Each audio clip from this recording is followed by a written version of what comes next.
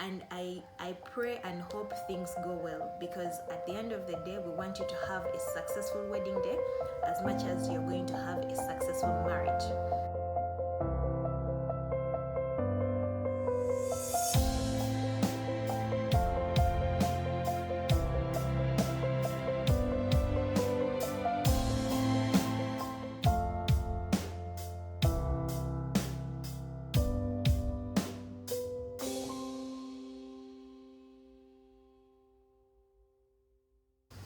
Hey guys, today is another day of our session.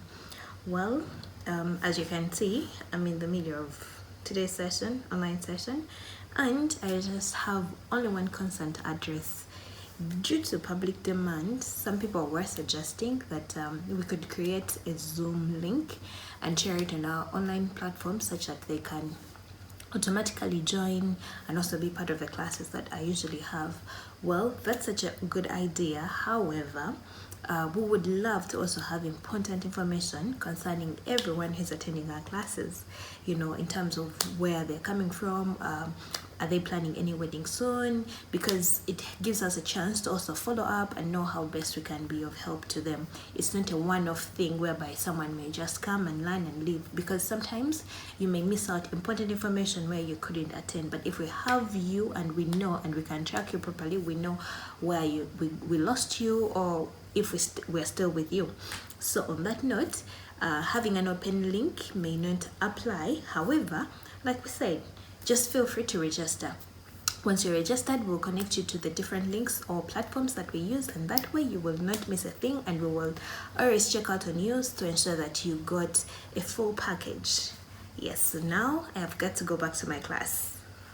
As we journey together as couples, attend everything to love, to keep our calm and love languages. Speak your spouse's love language. I thank you for your kind attention. I hope that makes sense. For in case of any questions and everything, we are going to give you time. I really want to invite Madrin. One of us has a wedding tomorrow. Is this tomorrow? Yes, I think it's tomorrow. Next week. It's next week. Oh. Next week. Why did I think it was tomorrow? God. Okay, that's fine, but we have already planned that Madrid, please, if you want to come in at this point, then give us your input, then Lydia will crown it all and we do the sharing. I thank you, dear friends. Thank you, Vincent. Good evening, everyone. Good evening, everyone. I hope. Oh, yes, good evening. I hope this finds you well. Good evening. Thank you.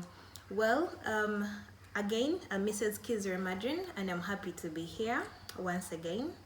Well, I will always say this because it gives me the drive to explain everything that I explain.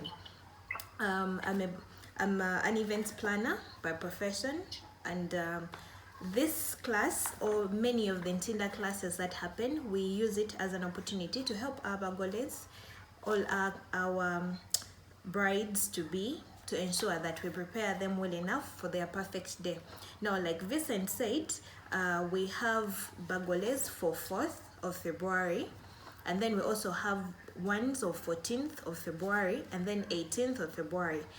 The rest will come in later, but we figured that it's important that at least we can start with this, just in case we lose some of them along the way. We are sure that they are ready and have been fully prepared for what is ahead.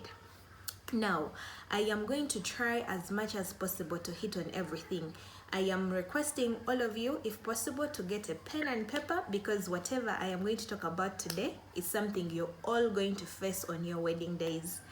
And I pray and hope things go well, because at the end of the day, we want you to have a successful wedding day as much as you're going to have a successful marriage. Now, for starters, in my company, I carried some of the resources which we use. We have things like this. It may not be clear, but just to show you that this is a checklist of all the service providers that are going to be serving or servicing any client on that particular day. So even you as the Mogole to be, it is very important that you have a checklist of all the service providers. So when you're creating that checklist, you can put it in any format. If you have a wedding coordinator or planner, I'm sure they know what to do. They are usually in different formats where you have, let's say, church as the first vendor, the name, the contacts, the time, the address. The reason of all that is to ensure that in case anything goes well, someone can follow up, you get, and it is easy than having so many papers around. So this has over 15 service providers, and another paper having 15 service providers. So in total they're like 30. That is one thing. So make sure you have a list of all your vendors. We're going to break it down for learning purposes. Secondly, make sure you have checklists for your wedding day. Now this one is a format that shows, for some of you who are going to be going for your honeymoon, the wedding week can be very crazy, it can be very disturbing. So if you have a checklist of the things that you're supposed to put in your honeymoon bag, it saves you the stress. And these same things can also help you on the day of the wedding. Small things that people forget, like let me just read one or two from this list, like a thread and needle. Those are not things anybody will think about. Painkillers. I mean, who is planning to get a headache on their wedding day? No one, but certain things like that happen. Some people even forget their lotions. They carry everything, but they forget those small things. So what you put in your honeymoon bag. So this list has a side for men and a side for women, all broken down. So even you knowing what you may need, just on a normal day, write down. You will need a deodorant, you need a toothbrush, because in most cases, you're even sleeping in a different place the night before your wedding. That will assist. And different checklists. Now this one is for the decoration. Every time you meet service providers, you agree on certain terms and conditions. So if you have a checklist of whatever was agreed on, it helps even on the real day to ensure that whatever was discussed and agreed on is what was provided. Now, for example, let me read through this one for one of the clients. When we were discussing with the decorator, we agreed that we needed to outsource 132 chrome seats. It's important that one of your people goes ahead and counts these things, 1, 2, 3, 4, 5, up to the point, because you can pay for something and yet not receive it, you get. So when you have a checklist, it even helps to ensure that whatever was ordered is what was delivered. Sometimes these people are also in a hurry. The previous wedding I was working on, we were expecting 300 people, but because the decorator was in a rush, she provided seats for 250 people. We were short by 50 people, but because we still seat count, we were able to realize soon enough that we were less by what? The tables were enough, but seats were missing on particular tables. If you're not keen on such things, you'll end up having some of your guests standing. This is not your role as a Mgole, but us sharing it to you, it enables you. Make sure that you communicate this to whoever is going to be in charge of your event, be it a coordinator, be it whoever person you have entrusted the whole function to. Like every nitty-gritties, things like the color of the boardway. For us ladies, we're so keen about decor. How many seats, how many round tables, how should the photo booth look like, how should the seats be numbered, even the seating plan, like everything, have a checklist, even when it comes to the photographer, even when it comes to everything. So in today's sharing, I'm going to discuss some of the things you should look out for in every service provider. And these are things that are key. You may not know them because partly this is a new journey you're taking up, but once you are aware, it helps you, 1, for those who have not yet booked, negotiate better, 2, get the best service provider, and 3, know what to communicate to whoever is in charge on behalf of your team. Now, like I said, let's have a pen and paper because we're breaking down one by one. Let's start with church. Now, church is not a service provider, but we call it service provider because it's the most essential part of the wedding. Now, under church, kindly note the following. We are supposed to know, 1, that with church, you're supposed to make sure rings are ready. And this is the role of the best man, to ensure that he keeps these rings properly. before you go to church, this should be into place. The rings, that's number one. Number two, order of service or order of mass books. Some people don't know how to process this, but the good thing is with Tinder, the fact that you're all going to get married from there are people who know how to do these books without you doing a lot of work. All you have to do is to give them the names of your bridal entourage, your names, the names of the witnesses, and that's it, and some photos to put there. So the rest to do with the flow, they will figure it out for you. You will not have any stress. In case you need help with any people who are good at that, we can recommend. You can hit on the page or just keep those messages coming in case there is anything I am missing out and you feel it's important for you. Secondly, after the order of mass book for church, ensure that your officiant was talked to. Now, these are roles of the wedding coordinator or your wedding planner. In other words, they're supposed to have a meeting as them a day before and make calls to all these people, all the service providers. But when it comes to church, call even the person who's going to officiate your wedding. Sometimes we are outsourcing these people. We've had weddings where they're not going to use Father Mwanga and they're going to use someone from afar. It's important that you call them and keep them in the know. I know they already know, but it doesn't kill if you remind them even about the time, because something might come up. Even the morning of the wedding, let a call be made to ensure that these people have made it to church and on time. And if you're also outsourcing the band, because we have some bands at Tinder Church, but some people outsource, ensure these people are well known, like they already know everything to do with what time and all the details you get, and they know which song to play for you when you're entering. So those two songs, at least you have a liberty of choosing your walk-in song for the groom or the bride, so you can communicate to the person doing the order of mass song. Ensure nothing goes wrong. We've ever had cases where it's time to come in and the Mugole has refused to walk down the aisle because they're playing a different song. So we don't want that to happen because it adds on time to the process. Another thing about church, ensure you're there 30 minutes earlier, latest. If your mass is at 10, please be there by 9:30. Reason, you start walking into church like 9:45 because the real mass if your mass is at 10 is when the father will be saying in the name of the Father, the Son, and the Holy Spirit. It means you will have entered because the father enters with the Mogole right behind the Mogole. So please keep time, be there at latest 30 minutes before, such that by 15 minutes to the real time, you're all marching into the church. It reduces tension and it reduces, sweating. Before we know, the Mongole's makeup is flowing.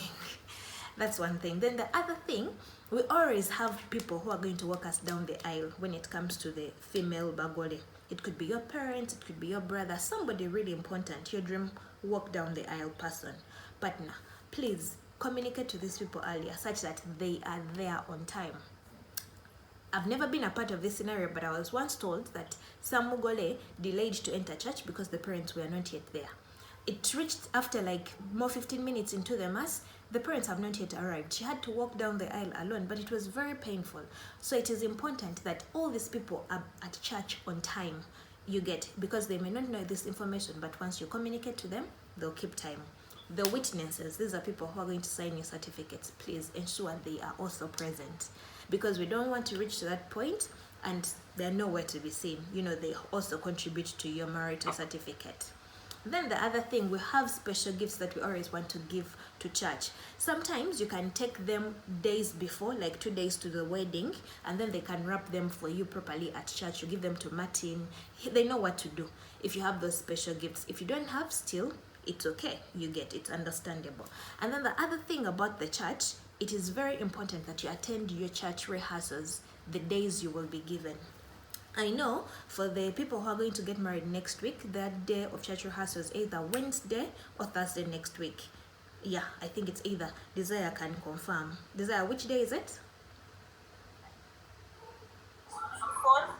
No, the church rehearsal day which you were given. The church rehearsal is first Feb. First Feb. Which happens to be this Wednesday. This Wednesday. Thank you so much. Yes. So once they give you those church rehearsal days, people, all of us, make sure you are there with your full entourage and with your witnesses. possibly even with the people who are going to do the readings, because remember, you go through the whole flow of the wedding. So once somebody is missing, they may just imagine the bride, because you have probably the groomsmen, they have entered, they don't know which side to sit, they don't know when to sit, you get. But during church rehearsals, they go through all these things. Some people are having experiences for the Catholic Church for the first time, so it's important that they know and they're directed. There's a way that the wedding becomes very smooth when everybody knows what to do, when to do it. Even the best man and the matron, they teach them how to hold the vows, where you're going to read them from, at what point do the readers go up to start reading. It's a summary process, but it communicates a lot what to do on the wedding. So ensure you did that before, such that the church is a successful one. Now, that is it about the church. I hope I have touched everything. And now when we go to the next, which would be the cars that bring you to the church, ensure that the person, your wedding planner or your wedding coordinator, makes calls to these people and does the following. Some people who are not wedding planners don't know what to do. So yeah, thank you. I'll talk about that after this. I should talk about the dress code. Some people who are not wedding planners may forget. They just know, oh, we booked cars, and then yet they are supposed to follow up and also give them direction, if not pins, of where to pick the mogole and the groom to church.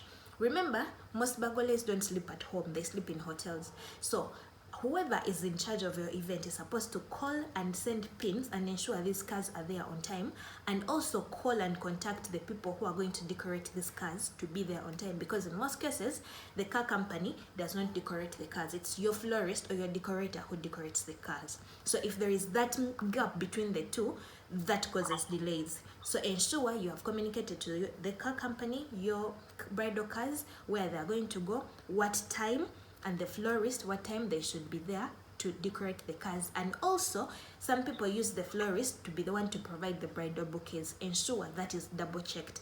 Like, that person should have a list and be like, okay, I've checked the cars, they're decorated, okay, the bridal bouquets are inside, okay, they have the pin, okay, we're good to go. You get.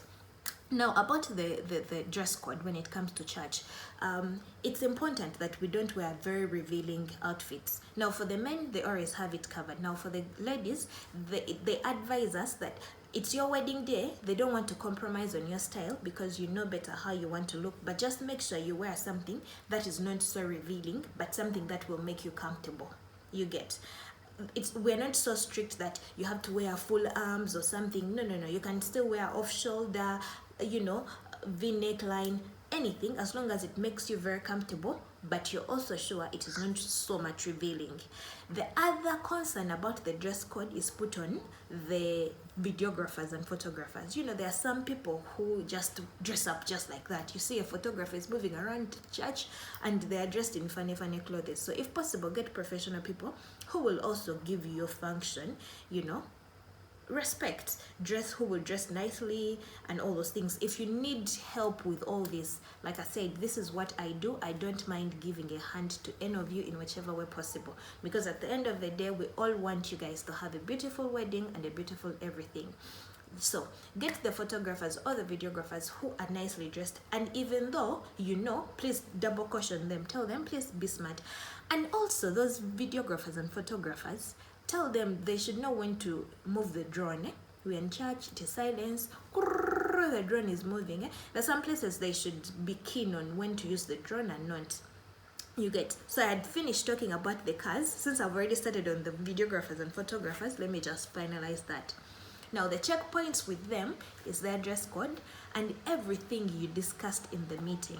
So whoever is in charge of your wedding should check the following. Sometimes we sit with them and we agree that we're going to have 2 camera people, I'm just giving an example, and 2 videographers. And then on the real day, you see 1 camera person and 1 video person. Trust me, a video taken by 1 videographer and 1 camera guy is not the same as the one which is taken by 2 people, because 2 people will not miss out on several shots. 1 person can miss out on a shot or a moment. So it is important that the person in charge double checks. Oh, we said 2 videographers, where are you? Okay. 2 photographers. We said we wanted 360 camera, where is it? We wanted fog. We wanted, you get, all those things. And also, when it comes to payment, this is something that most people don't know. But the truth is, under normal circumstances, photographers and videographers are not fully cleared. You get. I know this may come as news, but that's the truth. They're not fully cleared until they have delivered. So this is what happens. According to their contract, if they say we want 4 million, this is just an example. You can tell them we're going to give you 3 million cash, or in whatever terms you agree on, and then the 1 million we will give you on delivery. Because this is what happens. Some videographers, they will come, show up when you've cleared them, they'll take the shoots, but then it will take them ages to deliver the work. And in that moment, you've already given out everything. It's you who is waiting. But once they know you have their balance, the timeline they give you to deliver will be the timeline. And because in most cases, what do they deliver? A short video, a full video, edited photos, other photos, probably portraits, an album or photo booth, depending. Just imagine they have all that and you paid them completely. So in most cases, since I'm in this business, this is what we usually do. You discuss with them and tell them your balance is on delivery. They understand. But if you don't know, they'll take it for granted and then they will just take all the money because you don't know. So it is something you should take note of for you to have a great day.